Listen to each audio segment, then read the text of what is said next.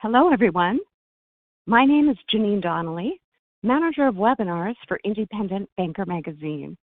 And on behalf of the ICBA and Independent Banker Magazine, I'd like to welcome you to our presentation. We will be holding a Q&A session at the end of the webinar. You may ask a question at any time during the event by entering it into the Q&A panel. If you experience technical difficulties during the webinar, please use the Q&A panel to alert us, and someone will assist you. You may download a PDF version of the slide deck by clicking on the drop-down menu labeled Event Resources. You'll find that on the left side of your screen. And know that you can download those right from the platform without being disconnected from the webinar. Today's webinar, Don't Be Held Hostage, Stop Phishing and Ransomware with Biometrics and Multifactor Authentication, is sponsored by Biokey International. And now I'd like to turn it over to your first speaker for today, Kimberly Johnson, Vice President of Product Marketing for Biokey. Kim, you now have the floor. Great. Thanks so much, Janine, and so excited to have everybody join us today. Have a great presentation lined up for you. Right before turning it over to my speaker for today and introducing him, wanted to do just a quick introduction of Biokey, just for everybody on the line. So we're Biokey International, publicly traded company that provides identity and access management, or what we call IAM, that is powered by biometrics, and we offer flexible options for multi-factor authentication, single sign-on, self-service password reset, and more. At Biokey, we really focus on securing the connections between people and the systems they use to get things done. And with our PortalGuard IDaaS platform, we really focus on putting you back in control of your security and your IAM, including getting a handle on today's webinar topic, which is authentication. We've been in business for over 2 decades with our expertise in both IAM and biometric identity. And we have customers spanning across multiple industries, including many in the financial and banking sector, with some notable names listed here, including World Bank and MasterCard. Most of our customer relationships we're also happy to have lasting for decades over most of our company's history. Now I'll introduce our presenter for today, Jim Sullivan. Jim is Biokey's Senior Vice President of Strategy and Compliance, as well as our Chief Legal Officer. Jim is a recognized expert and frequent speaker on biometric identity, privacy laws, and security for enterprise and consumer applications. In over 17 years at Biokey, Jim has worked directly with dozens of Biokey's household name customers on large-scale, biometric-centered identity management projects that interface daily with millions of corporate and consumer users. Jim has 30 years of experience in IT projects and implementation, 20 of them directly working with identity management solutions at Biokey, Computer Associates, Platinum Technology, and Memco Software. And with that, I'll turn it over to you. Jim? Great. Thanks, Kim, and thank you, everyone, for joining us today. We're really focused on the fact that in the current climate, there is a tremendous focus on how much security you're able to put in place for your internal users, your third-party contractors, and your customers. And as you know, cybersecurity awareness is kind of the mental aspect of this. That's where you're teaching people to be careful not to fall for phishing attacks. You do third-party risk management, which is really the element of reaching out to your supply chain and your partners and making sure that they're not exposing you. But what we're really focused on today is, this element of what you're doing internally, and as you allow people to have access to your sensitive data with implementing identity and access management technologies like multi-factor authentication and single sign-on to make sure that your employees and your customers are able to have the balance between a really secure experience for how they access your systems, but also something that allows them to have the convenience to where they welcome the experience of accessing your systems. So I always use the analogy of when you see Touch ID being offered by an application on your phone, there's kind of a sense of relief. Oh goodness, I'm so glad I don't have to remember what my password is. We all realize that passwords have tremendous shortcomings, but there are ways that you can make it more secure, but not necessarily make life harder for your end users. So hopefully all of you are either in the process or having implemented multi-factor authentication, and we really see that there's kind of a timeline or a life cycle of evolution around multi-factor technology. The way a lot of us originally encountered it was maybe for remote access to a VPN if you were traveling, and that was limited to those people that were traveling, first of all, but second of all, those that were maybe more familiar with IT technology and therefore were getting more of the keys to the kingdom. And as we started to see MFA bridging into the everyday user who might have historically used a password and username to sign in, we're starting to see the cracks, if you will, which is that there's issues with when you have too much friction in your processes, you've added too many layers of access control, that users will either circumvent it or they'll be somewhat careless in their use of it. And we really see that evolution is bringing to light some of the cracks that maybe are your own experience, you've seen them. The bottom line is that mainstream multi-factor authentication is starting to show those cracks, and it's starting to fail for us. So where's the evidence of that? Well, first, we know that there's just seemingly daily breaches being announced. The fact is that the FBI back in 2019 was warning the industry through what they call a private industry notice that MFA, as it was traditionally being implemented using phones or other second factors, was routinely being circumvented by committed attackers. They specifically called out the fact that through social engineering or phishing and man-in-the-middle attacks that they were able to get access, and hackers were essentially defeating the multi-factor approaches. They recommended, obviously, that there be some education, the social element that I talked about, of encouraging users to be more vigilant and watch for phishing emails and know that no one will ever send you a request for your password seeming to be the IT desk. But at the same time, they also said that there was really a need to implement biometric factors, which is, goes back to Biokey's history of spending so much time in delivering a biometric solution. So we really saw that as kind of the bellwether to where suddenly MFA mainstream was being shown to have some flaws, and that biometrics was the way the FBI at least was recommending that enterprises be addressing that. You may have seen the recent story that for $16 someone was able to take over someone else's SMS account using straight-ahead online tools, which then let them intercept the SMS second factor requests.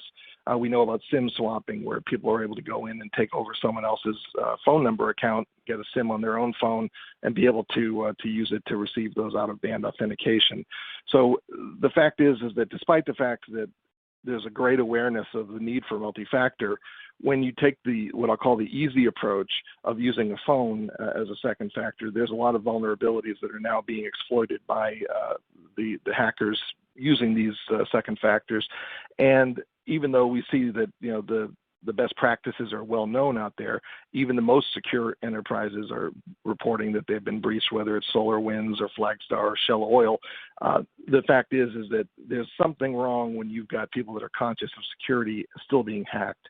So what are the issues? The first thing is that whenever you have a second factor that involves someone having to use their phone, there's a couple of different things that come into play. First, you're dealing with a customer, you're trying to sign into a computer. Suddenly you've got to pull your phone out to get a password. There's a cumbersome, what I call fumble and bumble element to that really people don't want to be interfered with.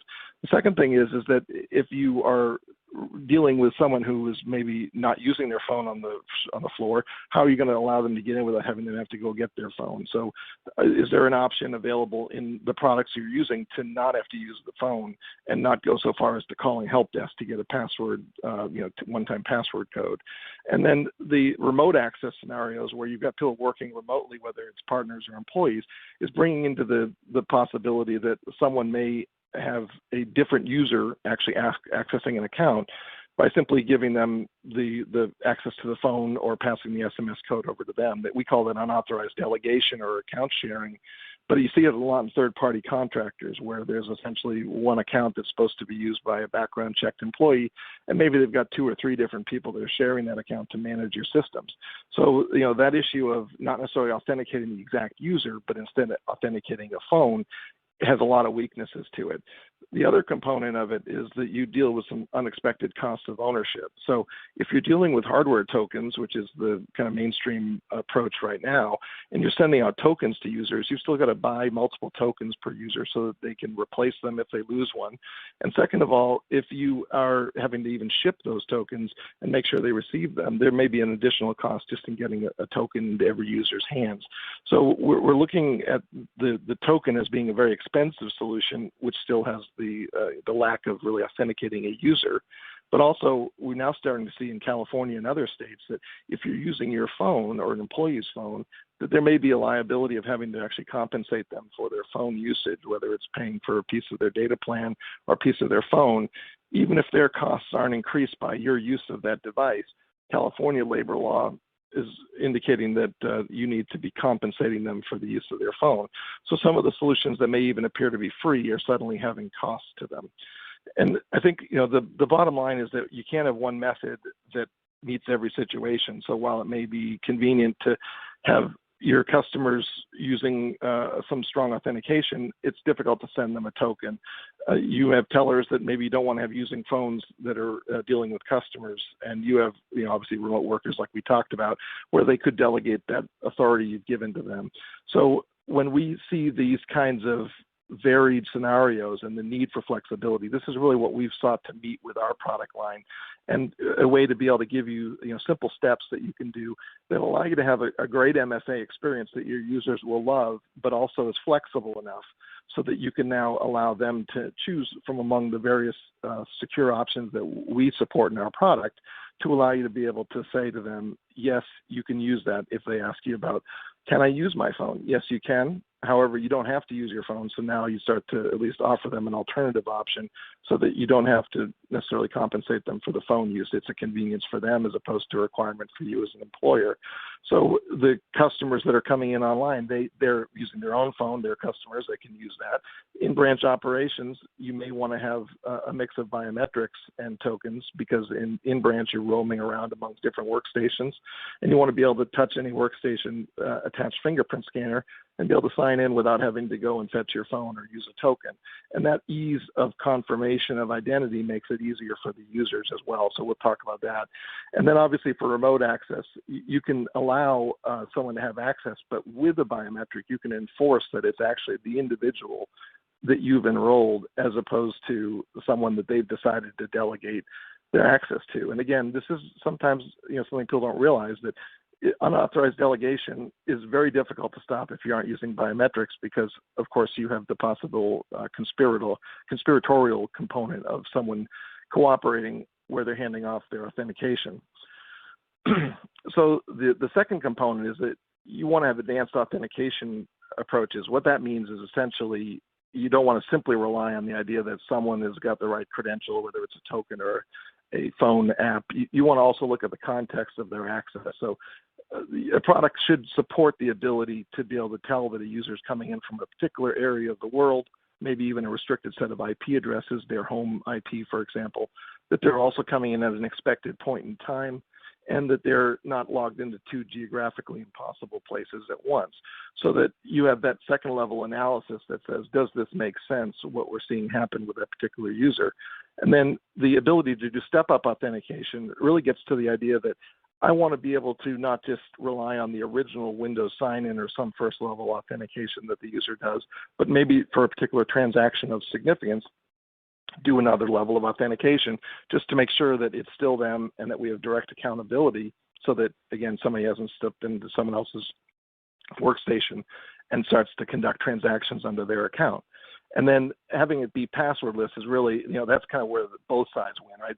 The employee wins because they're no longer having to remember and change and manage a complex set of passwords for lots of different applications, but also the fact that you are now giving you're raising the bar so that you're no longer relying on something that's purely knowledge-based.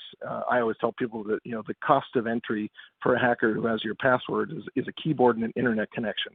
That's all they need to be able to be you. Whereas if you're starting to use these higher level authentication approaches, even a phone or a token or a biometric, you've now raised the stakes so that even if someone is able to obtain the password, for example, they don't have the phone that's the authorized credential, or they don't have the token. So again, you'll see that what we are offering is the ability to let you choose from all of the different factors and apply the ones that make the most sense for your situation. So we talked a little bit about biometrics. In this slide, I hope you can read it, and we're happy to share the deck as was announced at the beginning. But what is this is two graphics that came from Raconteur, an independent survey they did of corporate IT users to assess their receptiveness to biometrics.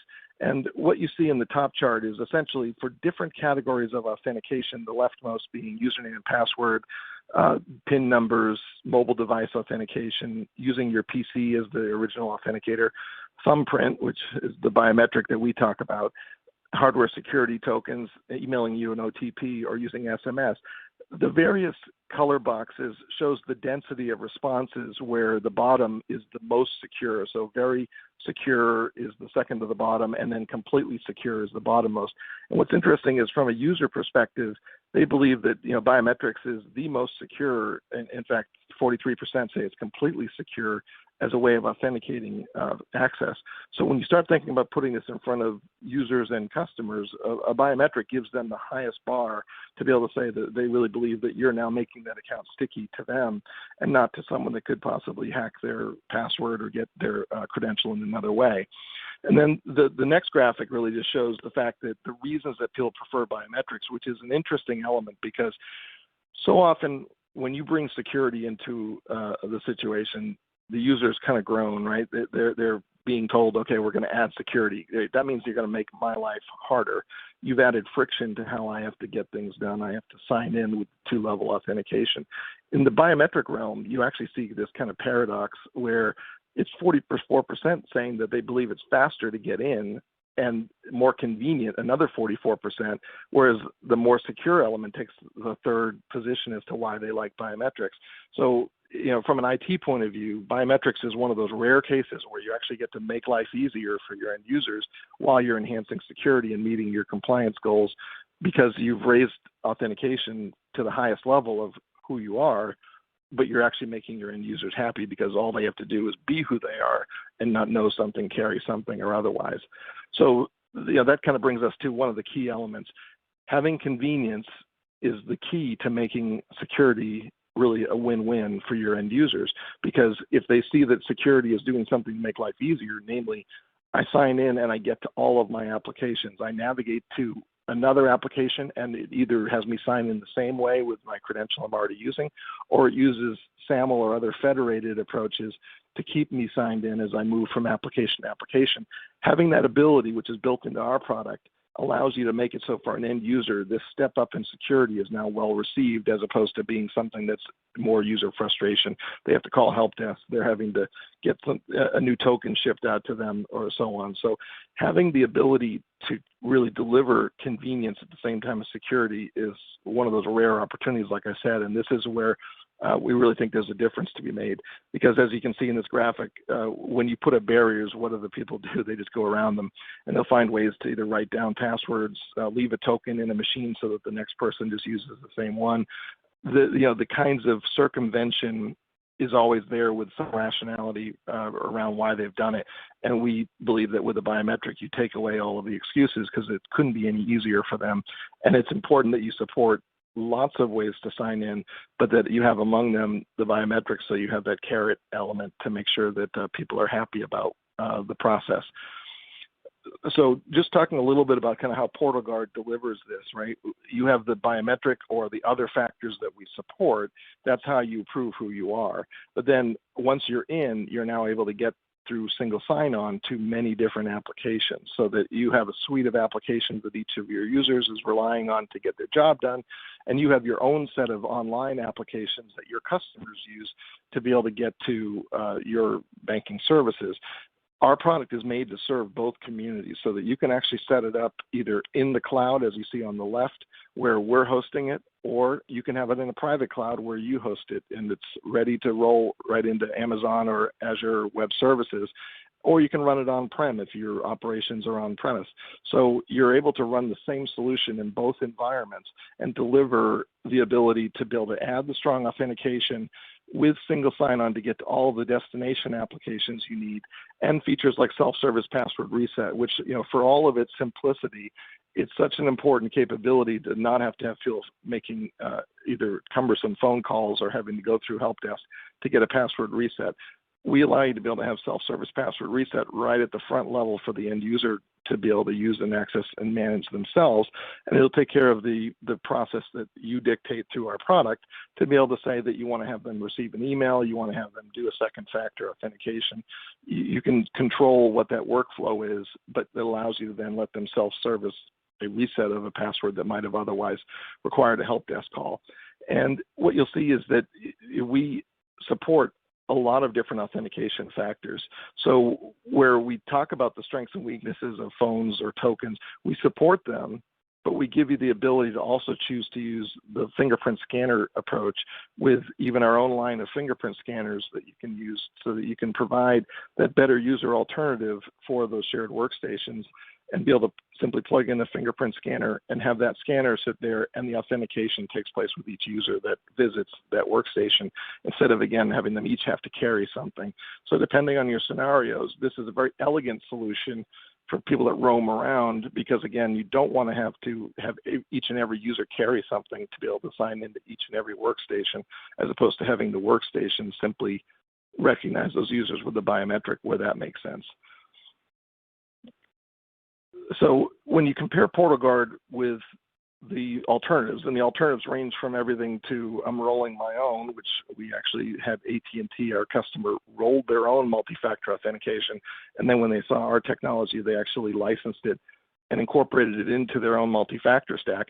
Or it could be that you've got an existing multi-factor approach that isn't meeting all of the needs of your applications. Maybe it doesn't provide the convenient form factor for authenticating for a remote user without having to get them a token, or maybe we're too reliant on the phone. So we see ourselves really as different because we're trying to say yes to every alternative that you might already be using, but give you the flexibility to be able to say that where it makes sense, some of these richer set of authentication approaches can give you choices to be able to make applications really work for your end users instead of it being that high friction environment. So it says here we support 15 authentication methods. That means that if you're using FIDO tokens, then we support FIDO tokens, so they can be a first-class authenticator for us. If you're using Google Authenticator or Microsoft Authenticator, those are applications on your phone that our software can interface with. If you're using an OTP sent to a RSA Secure ID, we support those types of tokens or phone-based tokens. Likewise, if you want something that is biometric, we have our own biometric support, but we also support things like the built-in FIDO Windows Hello capabilities that are in some of the laptops now. So we give you the choice with the Biokey biometric, which is, just to distinguish it, is a real biometric capability where you're actually matching back on a server to know that it's the particular user and not just the phone that the user has Touch ID is working with. Because again, if it's your employee, you may want to make sure that an employee doesn't have to have their phone, and therefore they can simply walk over and touch a fingerprint scanner and have that ability to match it centrally, so that in your software, you're confirming the identity as opposed to requiring that they carry something. It works with desktop login so that you have the ability to tie this into how you sign into Active Directory in Windows, so that first level startup of a workstation is also able to use that same multi-factor authentication approach. And we have a lot of customers now that are putting this out as kind of the front guardian gate to their own web properties, as I mentioned, so that their customers coming in are being authenticated using one or more of the factors that we support, so that a customer can choose to use Google Authenticator or may use a FIDO token or may use their biometric. And the beauty is that you're given the choice to be able to accept all the different authentication factors that are out there, instead of having to say, no, you've got to use this particular approach because we can't support more than one or two. So again, it gives you that flexibility. And the thing that we hear from customers is that our pricing model, which really is much more geared towards the idea that we want this to be a no-brainer to deploy to large numbers of users, is really attractive, as opposed to some of the what I'll call King's Ransom type of products, which view their multi-factor as something that's very expensive, and for every user every month you're spending a lot of money. So the ability to essentially have one throat to choke, buying your software and having hardware that comes from us is there as an option for you. But really what we see as a strength is that a lot of customers come to us with using some other limiting factor. They're using Duo, for example, and they realize they need more than just Duo. Our software supports Duo, and it allows you to be able to add additional factors to it. You can say if you have an existing fingerprint reader that you've been using, our software supports 40 different fingerprint scanners so that you don't have to buy all new scanners to be able to continue to use the fingerprint scanners you have, but you'll have our software which works better with it. So we're really trying to give, again, that the emphasis being the choice for you as opposed to having to say we're going to conform your world to our way of doing things. Having more command in your role allows you to be able to give people the choice to kind of win them over, and then you can show them you have other authentication options they can choose from. So again, just reviewing as a quick summary, we see that MFA as a concept is very much taking hold really across enterprises. The fact is, though, that the wrong kind of MFA can really leave you vulnerable and can make it so that end users are dissatisfied with the user experience. So we want to help by essentially allowing you to be able to use more options as far as how you choose to authenticate users, how you connect through federation and single sign-on to the applications you're already using. And for example, if you're using an IAM platform like a CA SiteMinder or an Oracle IDCS or Okta even, our software can actually provide the multi-factor to those platforms so that you can kind of renovate the multi-factor experience without having to necessarily rip and replace all of the existing federation and single sign-on you may have used in the past. So that's something to keep in mind, is that a lot of times people say, well, I've got this big investment in a SiteMinder, for example, or one of these products, but I'm limited in terms of the authentication options. We can actually give you the MFA to essentially slide in there to have a better user experience within the same framework. So, again, it's very compatible and it's going to grow with you type of approach. And the convenience of these options are really what will win over the end users, because for once in our lives in the world of security, we get to tell them that we're going to make things easier. We're going to make it so that, you're simply touching your finger. And if you've got an app that you're already using on your phone, you can use that. But again, giving them those options and making them a stakeholder in the process is one of the keys. And we believe that having the biometric as kind of the backbone of identity allows you to be able to have a future-proof approach to how you, in the future, for example, will identify users when you're not necessarily face-to-face with them, so that you have the ability to be able to send someone a fingerprint reader or even tell them to buy one online, and they can then authenticate against the enrollment that you did with them years ago and be able to continue to authenticate and know with certainty that it's the same individual. So, that's one of the things that we really believe differentiates our product, because for a lot of companies, biometric means you're using Touch ID, and we really think that that's more authenticating the phone and leaves the end user in too much control over who's authenticated into that phone, versus using our approach of a server biometric as an option allows you to say, I want to have full control of exactly which users, and only those users can access my systems when I authenticate them. So it's really about giving you the choice as far as how those will go. At this point, we'll transition to the questions, and there's a link there that I know Janine will talk about, but we welcome the opportunity to be able to answer some questions for you. Great. Thanks, Jim. So we do have quite a few questions, but before we kick off the Q&A, I just want to let our attendees know that is a live link on this slide. So be sure to click on it, and it will open in a separate window, so it's available to you following the webinar. All right, Jim. First question. What can PortalGuard do to prevent account sharing among remote work contractors?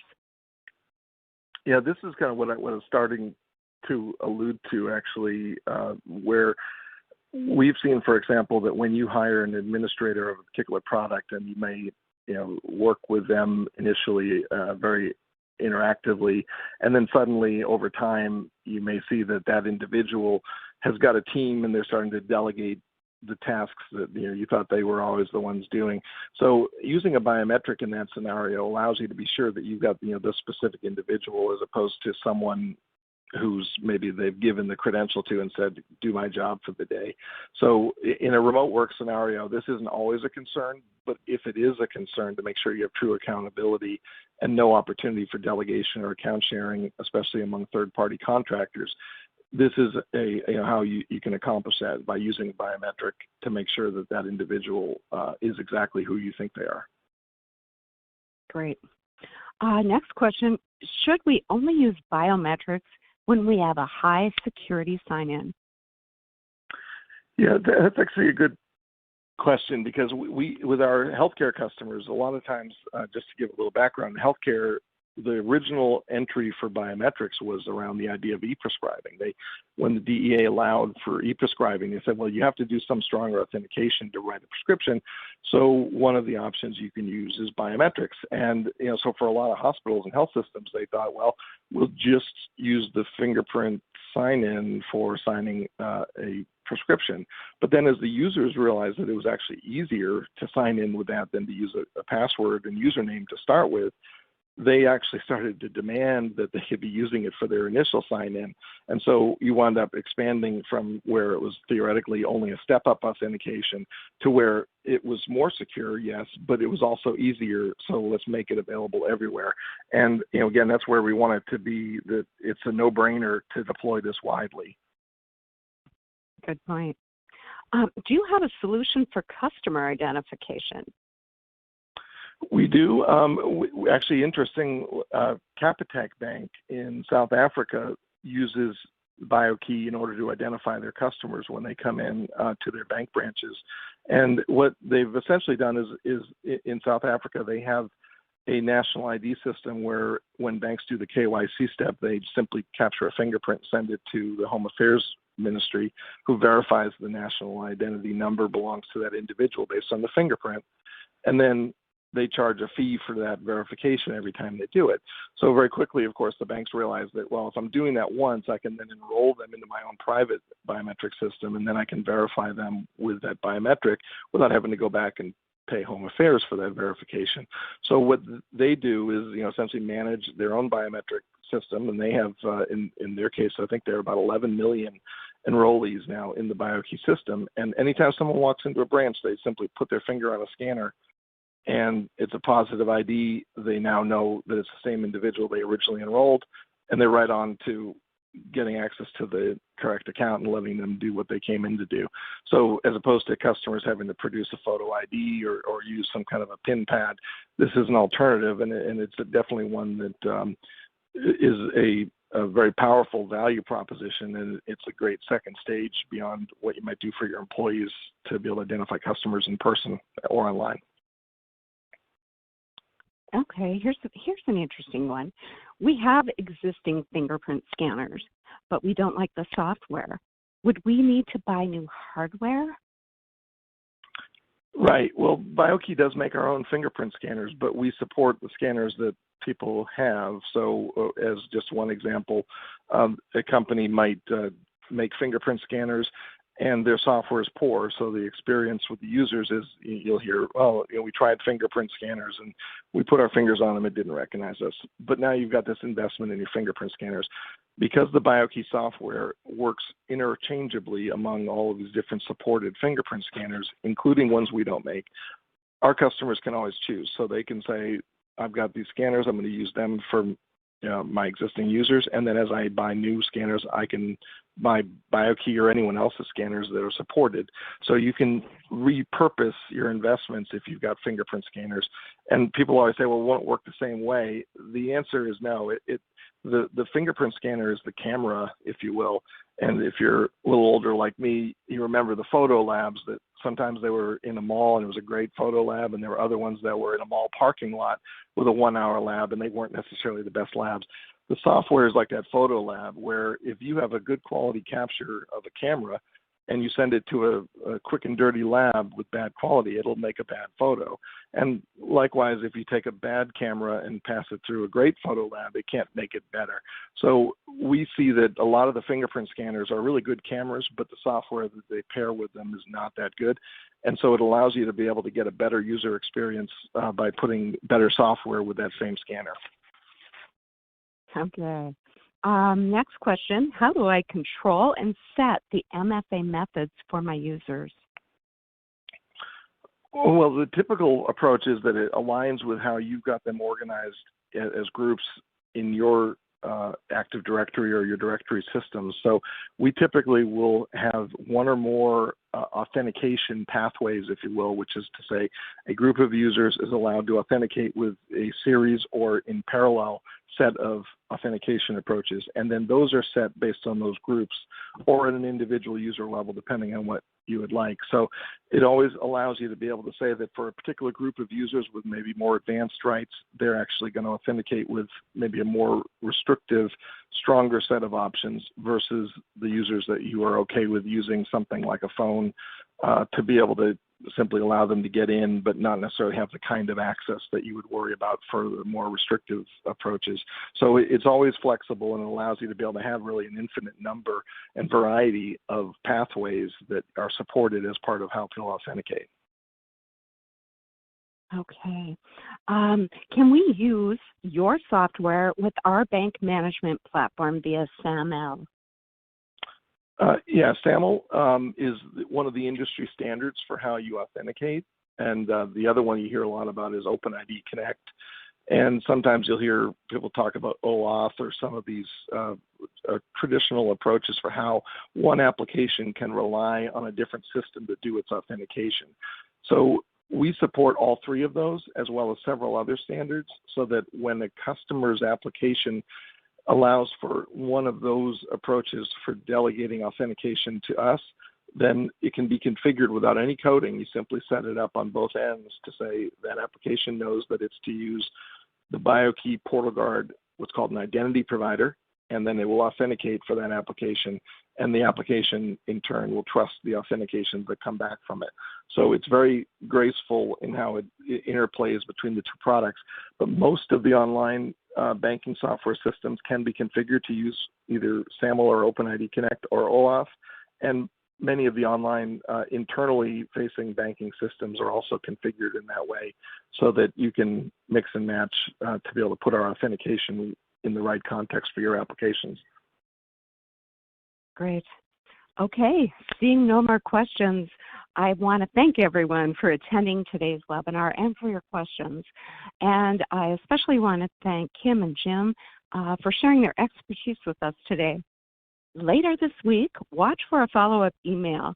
It will contain a link to the recording of today's webinar. That concludes our webinar. Thanks again. Have a great day and stay well.